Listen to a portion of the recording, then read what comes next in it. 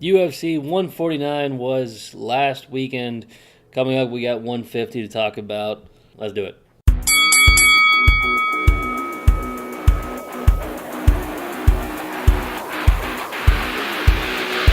They're here. Welcome to the Hook J Podcast. Who the fuck is that guy?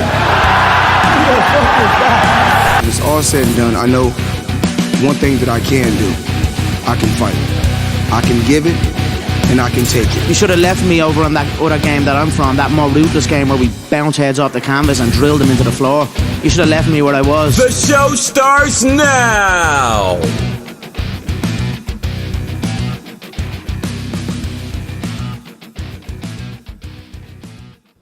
UFC Fight Night 149 took place on Saturday. That was the Overeem card in St. Petersburg, Russia. It was an okay card. A lot of finishes early. I think it was 5 total, or 6 total.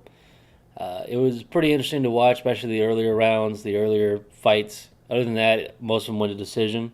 Congratulations to Overeem for getting his 45th win in the UFC, or in his career. In the UFC. God damn. In his career. But other than that, nothing really noteworthy came out of it. There was, a couple good knockouts and a couple good matches where they were just slugging and going. Overall, it was kind of a laid back and relaxed and really kind of flying under the radar kind of card. So not much really came out of it. It started at 10, and there started out with a knockout or a TKO technically, but I mean, there was really nothing going on in that card. I mean, I was happy to see Overeem win.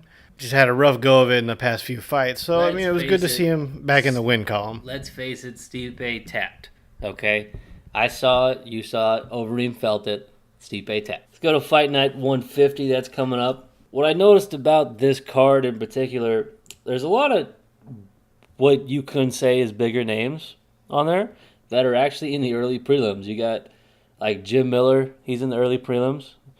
Diego Lima, Angela Hall, and even in the normal prelims, you got Ben Saunders, Andre Arlovski, Carla Espinoza. That's 2 former champs. This is very much a kind of a storytelling fight. This is one that they want to bring in new guys and hopefully have them knock it out of the park, have them have a good debut, and move them forward.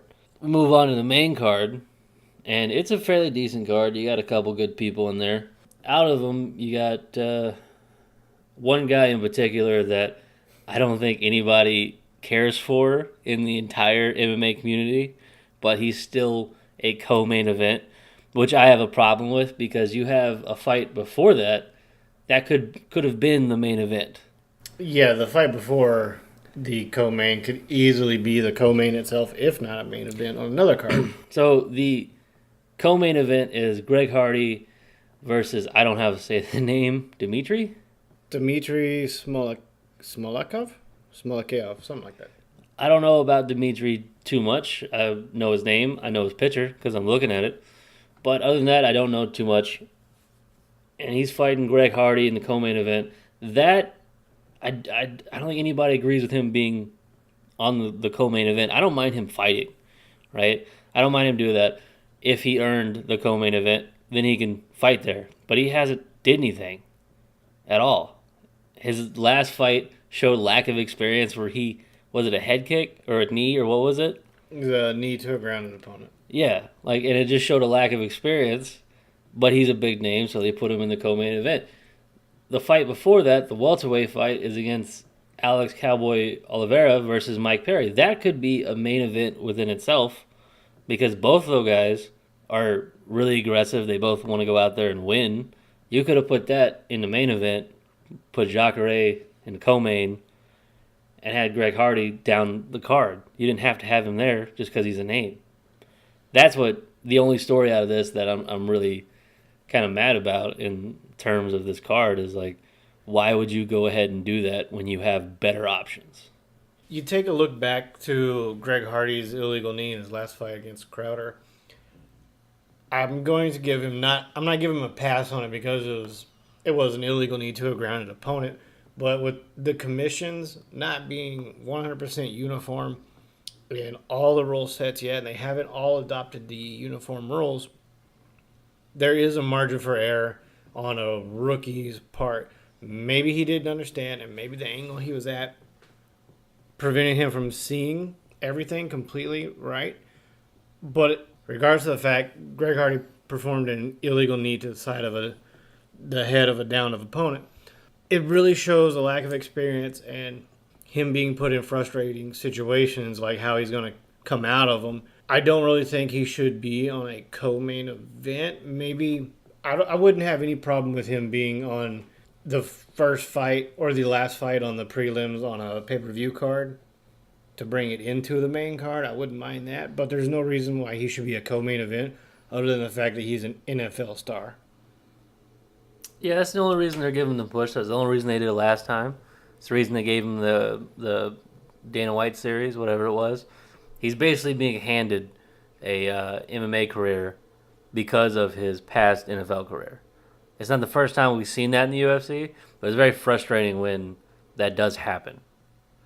Because there's other people out there that are putting the time in, putting the effort, coming from virtually nothing in order to get into the organization. But since you have a name, they just throw it at you, which should not happen in any organization ever. It shouldn't happen, but it's always going to happen. Yeah. In any sport, in any combat sport, any other sport, it's going to happen. It's just an undeniable fact that once somebody is at a celebrity level and they want to go and do something else, you're going to follow them and you're going to give them better opportunities than you would somebody coming from nowhere as a champion in some, backwaters league going into the UFC. Yeah, you might want to give them the top 40 first at the gate. You're definitely not going to give them the top 10 if you don't think it's going to happen. Greg Hardy proved that he could knock people out, at least in the Dana White series. So why not give him a shot against opponents and give him some limelight to bring in some viewership to that heavyweight division that's really stagnant right now. Yeah, I mean, it just doesn't sit right with a lot of people. I don't think I'm the only one who thinks this. The guy deserves a chance. Let's go ahead and give him the chance. But if you're going to be given all this attention, you're going to be put into these main events, you need to step up and show that all this profit that they're trying to make off you is worth it. Well, he's 3-1 in his record, right? Usually when you get in the UFC, you're 7-0. You got some actual fights under your belt. They very much just kind of gave him a lot of people to just knock out, move on. I know he had a couple fights before the UFC that were just amateur bouts that were very much like, hey, this ex-professional NFL player is going to fight a guy who took up MMA in his 30s, mid-30s, and he thinks he can fight that guy, which, it's possible that guy could win, but it's very much like we're going to put you up against the proverbial tomato can constantly and hope you got a bigger name. It's the same thing they do in boxing with certain people, and you're going to see it. I think you're going to see it more and more, especially with these bigger names, if they're coming into the sport, that you're going to see this more and more people that are like, oh, we can just throw this to that guy because there's a chance that because he has this athletic ability that not a lot of people have, the fact that he's 250 plus naturally, supposedly, and has this much speed and power and prowess to him, there's a possibility he can just knock a dude out and keep walking. It's a chance, but what are you going to do when Greg Hardy gets in there with like a JDS, a guy with a better boxing experience? What is he going to do when he gets in there with like Francis Ngannou, who you could argue is constantly getting better, right? If he gets in there with, God forbid he gets in there with someone like Daniel Cormier, who is just going to wrestle him for the entire, you're going to see a 25-minute fight. Not even. If he wants to, he can make it a 25-minute grueling fight for Greg Hardy to a point where Greg Hardy will probably tap out just due to being tired. Like what's going to happen when you put him against a guy who can outdo him in almost any aspect? I think we got a glimpse of that in his last fight. It seemed like that. The frustration in the second round, once Crowder started pressing him and shrugging off some of the shots he was taking, like, dude, you're not really hitting as hard as you think you are. Or those shots aren't clean, and you really got no physical strength. Because Crowder was doing a good job, even if he was faking it, by pushing forward and putting the pressure back on Hardy, even though he wasn't landing many shots or going for takedowns. Putting the pressure back on Hardy and making him back up, we saw a huge opening. Yeah, Greg Hardy's one of the fighters that you see a lot in amateur bouts where I'm going to run forward, right? They don't really know what to do when they get backed up, which it's similar to like when Brock Lesnar came in and he was very much a forward guy, right? But when he had to be defensive, it really didn't work out well for him. You know, he used his size and his prowess to take people down and hold them down. But when he was backed up, you know, he had someone equal size, like with Overeem. When he was forced to move backwards, he just got hit. You're gonna see that with Greg Hardy. I wouldn't bet on Greg Hardy right now, like if I had money, unless it was a guy that, you know, came in with like a 0-2 record, you know, a guy with like 1-3, you know, one of the lower guys that they're giving him a chance. So I don't know about this Dimitri guy. I think I've seen him fight before, not 100%, but I would bet on him before Greg Hardy. But then again, I'm not counting the guy out. He does have a puncher's chance. He's got the power, obviously. We did watch the Dana White series. But other than that, I don't like the guy. I don't think he should be a co-main event. I think everybody kind of agrees with that. I think most people will agree with that, yeah. My pick for what should be the main event is the welterweight match against Alex and Mike Perry. That should be the main event, right? Like, I'm not thinking different. I think it should be either a main event or this co-main event. Yeah, it definitely should be higher up on the card. Or its own card. Yeah, one of the two. That fight's going to be great because both of them are really aggressive. They're going to push the pace. It's going to be interesting to see what Alex can do because I think the last time he fought is when he got cut open with Cowboy, right? Like a faucet. Yeah. Was it the last two fights against Cowboy, both of them? No, he's only had one against Cowboy. You know, because Alex, he's a black belt in jiu-jitsu. He's very good at getting the guillotines and triangles versus Mike Perry, who hopefully got a lot better at wrestling and is able to get out of more submissions and hopefully follows what his coaches say, which he has a problem with during the fights. Well, once he gets hit a few times, Perry wants to just push forward and just animal style, just beat the hell out of somebody, which I absolutely love watching when it works. And whenever he's doing his thing, yeah. I think there are times Perry just kind of needs to slow down, back up, and take the advice of his corner and the guys who are watching what's happening. Because Alex is very patient, but Alex is somebody who is game to throw down. Anytime you want to start throwing down, he will throw down. Being a black belt, you have to watch out for that clinch. Because if he pulls you down to the ground in his guard, you're done. And we just saw Perry get rolled around with Cowboy and get his arm hyperextended. I don't think Alex would be bold enough to pull Clint or pull guard in this fight. I think it would be like he frustrates Perry. Perry goes in to the cage to take him down. Like he tries to push him, and he tries to go for a takedown, and that's where something with a scramble will happen. I think it'll come down to the scramble if Perry doesn't decide to rush in, because Alex has a problem backing up. You know, he's very much a forward guy, and you don't see him back up that often. Your pick on Jacare and the Bond villain? I don't know enough about Jack Hermanson, and I know he's on a 3-fight win streak right now, and Jacare is coming off a win, so I think Souza might be trying to get some momentum to try to get one more title shot before he looks at calling it quits because he's at 39. But Souza still got power, and I don't know if Jack can really weather that storm, and God forbid he go to the ground. Because if he goes to the ground, I don't know if Hermanson's got what it takes to get away from that guy. It's very hard to escape a crocodile at any point. Obviously. I think someone saw Hermanson's last fight with the submission and was like, oh, this would be a great matchup after all 4 people canceled or whatever it was. Yeah, and then didn't Jacare knock out Weidman? Yeah. So like, yeah, he's a submission specialist, but yeah, he's knocked out 2 or 3 people in the past few fights. So Yeah, so guys- it's an interesting matchup to say the least.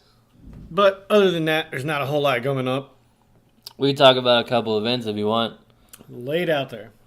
Darren Till's arrest. Have you read anything about that? Nope. I didn't even know he got arrested. I did see the video footage from Connor getting arrested, though, for that whole phone thing. Yeah, he got arrested in Spain. Supposedly, he stole a taxi and trashed a hotel room. Haven't read too much into it. I know that's what the headline said. Till did this? Yeah. Maybe he was just upset he got knocked out. Maybe. Maybe it has to do with the CTE he has. I mean, we don't know. Could have just been a wild night. The only other thing I can think about is Walt Harris, who apparently has got a suspension from USADA, but he's still eligible to fight at UFC Ottawa. He's currently in the suspension? They've recently announced he has a suspension, but he's eligible to fight at UFC Ottawa. I don't know. I didn't read the article about it. So either two things are happening. Either they don't know enough yet to actually go through with the suspension, or the suspension he had is over. I'm thinking it might have been retroactively because USADA tends to do that now, where they're like, "Oh, it's a retroactive suspension," and you're like, "That explains why he's been gone for 2 years or Yeah. a year and a half, whatever you want to say." Yeah, I mean, that would explain why we haven't seen a bunch of fighters recently. Oh yeah, and then we have the Bellator card coming up, which was actually going to be a good one. This is one I'm going to watch from beginning to end. Is this the welterweight Grand Prix one? Yeah, this is the one with Roy McDonald and John Fitch as the main. Yeah, that should be a good one. Then you got the flyweight title underneath that. And then there's a couple good ones in the prelims. That's something that definitely watch. It's free, guys. It's on cable. The welterweight Grand Prix is going to get really exciting in the other fight, too, when Lima goes against MVP. Yeah. I think MVP gets his first loss. I'm telling you, I would bet on Lima opposed to MVP on that fight. Just on the basis that Lima is a badass. Well, and we saw Paul Daly take down MVP, and Paul Daly's not really much of a wrestler. When you could turn when you could turn Paul Daly into a wrestler, you know you have frustrated the shit out of him. But when you turn Paul Daly into a wrestler and he can take you down, there is a serious problem with your wrestling. Yeah, I really think Lima could, if he gets a good grip on him, MVP is going to go to the ground, and it's going to be showtime. And I think it's going to be MVP's loss. And I think MVP's not going to lose any stock because he's a wild guy, and he's got length. He's got that Jones length, man, where he can get you from range, and he's crazy creative, and he's got some antics in and outside of the ring. But I think Lima can very easily walk right up to him, grab him, put him on the mat. Yeah, I would bet more on Lima than MVP. You know, MVP does have that chance. He's very wiry. He can get out of scrambles, but I think Lima's wrestling is a ton better than MVP's ability to scramble. I'm really looking forward to that one too, because if Lima wins against MVP, and I'm pretty sure Rory takes it with Fitch, we get a rematch. That was one hell of a fight for Rory to get the title the first time. So that's basically the rundown of what happened, what's going to happen, and everything else in the MMA community that we know about. You got anything? They released earlier today 4 or 5 names that were on suspension. One of them, which is over for Sean O'Malley, so he should be back soon. Nico Montana apparently got popped for something. Well, they all got popped for the same thing. It was a contaminated substance, right? They don't know yet, or they're not. They haven't released the specifics, but it was for PED Osterine. Osterine, or I'm not sure I'm saying it right, but it was for the PED Osterine. Overeem, like were they just injecting his blood? Oh, I don't know. Into that would probably help. You know, like if you took Prime Uberim and you extracted his blood and you pumped it into somebody, Well, then you'd just be full of PEDs. he would instantly be able to like probably double his lifts, like in no problem. You know, And Sean O'Malley walks out there at welterweight. like Jesus, man. Aren't you a lightweight? And with that being said, that's going to wrap up our spiel and our take on some of the current goings-on of the MMA world and UFC. So Hope you guys enjoyed the episode. Like, add, subscribe. Follow Jacob. Follow us on Twitter. I'm at Hooked JP. He's at Hooked Justin. Thanks, guys. Later. Bye. Thank you for listening to the Hook J Podcast. Hope you enjoyed today's show. See you next episode. Sometimes you've got to do what's right for you and not do what's right for everybody else.